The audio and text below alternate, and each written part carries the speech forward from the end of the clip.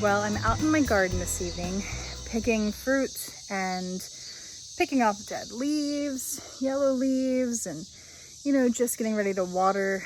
And I found the first, something that I've never seen before, but I knew it was coming. Let me show you. All right, it was on, I think, this leaf here. Nope, it wasn't that one. I think it's on this one. Yep. See all that? Those are nymph squash bugs.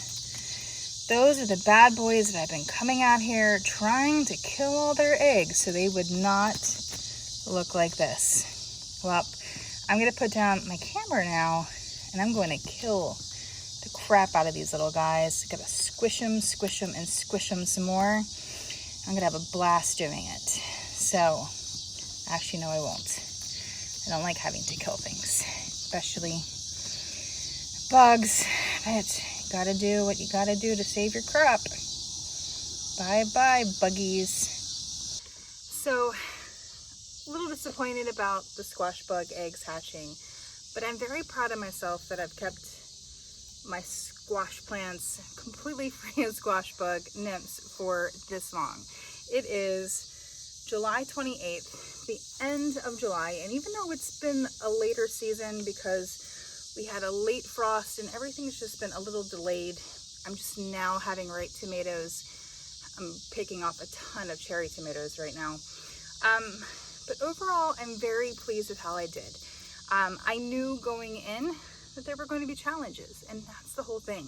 Right now, my squash plants, especially my zucchini, is covered in powdery mildew, and fortunately the plants that I have around it are not really susceptible to it, so I'm going to try to get at least a couple more zucchini and a couple more butter stick squash off of it before I take them up. But it's coming. Between the squash bug nymphs, the squash bugs, and don't forget, I had a boar vine, a vine borer bug at one point too. So I mean, those things have really just had it given it to them. So very proud that they've hung in as long as they have, and they have produced a ton. I mean, a ton of fruit. So I'm very happy with them. Plus, I have 2 more of each started. They have not started to produce any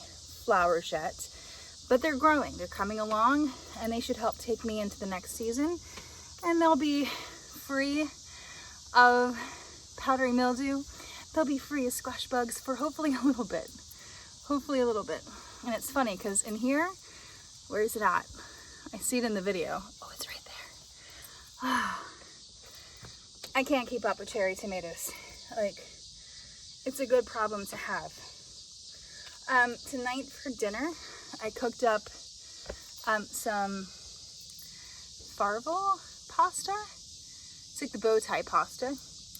And I took one of my butter stick squash and I fried that in some olive oil, garlic, salt and pepper.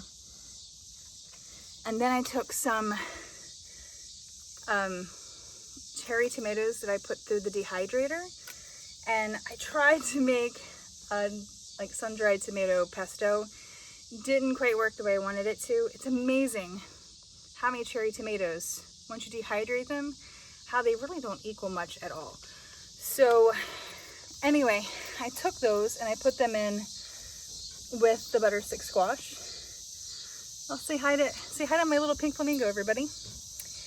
And that's what I put on top of my pasta with bratwurst on top of that. So it was really, really good. Like, it was so good. So definitely planning on dehydrating more cherry tomatoes because there's no way we can eat all these. No way. I only have 4 plants, but still they produce at an alarming rate for how many people we have in my house. We have a total of 4, sometimes 5, when Kenna comes from her mom's, my stepdaughter. So, and she's not a big fan of cherry tomatoes. Like, she was so excited to try one off the vine. Oh my God. But when she tried it, she just spit it back out. But you got to see this. Look at that.